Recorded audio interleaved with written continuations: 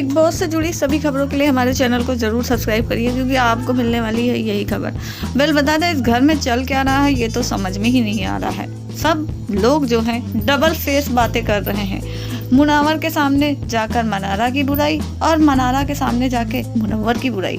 जी हाँ, मुनव्वर इस समय फंसे हुए हैं। ये तो सही बात है कि मुनव्वर पूरी तरीके से फंस गए हैं और जिस तरीके से जी हजूरी कर रहे हैं आयशा की, उससे साफ पता चल रहा है कि कुछ ना कुछ तो ऐसा है जो आयशा बता सकती है इस घर के अंदर, और मुनव्वर का पूरा जो है करेक्टर नेशनल टेलीविजन पर खराब हो सकता है। इसी वजह से मुनव्वर इतना ज़्यादा दब गए हैं आयशा के पीछे।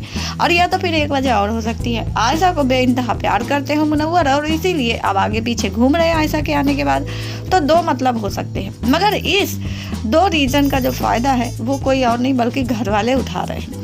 जहाँ पर बात करें ईशा और विकी भैया, अंकिता और सामर्थ, ये चार लोग को हमने देखा है किस तरीके से मनारा को भड़काते हैं मुनव्वर के खिलाफ, कि कैसे वो जाके आयशा की जी हिजूरी करता है और दूसरी तरफ जाकर मनारा के लिए मुनव्वर को भड़काते हैं कि मुनव्वर कैसे वो अब हम लोग को अलग करती थी, किस तरीके से तब अब मुझे देखकर मज़ा आ रहा, मुझे हंसी आ रही है किस तरीके से वो भी एकदम अलग हो गई है हर तरफ से।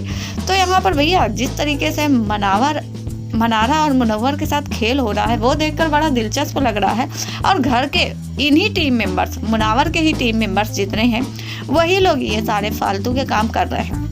एक तरफ मुनव्वर को जाकर भड़का रहे हैं तो दूसरी तरफ मनारा को जाकर भड़का रहे हैं। देखना दिलचस्प होगा कि क्या सलमान खान इन बातों को एक्सपोज करने वाले हैं या नहीं।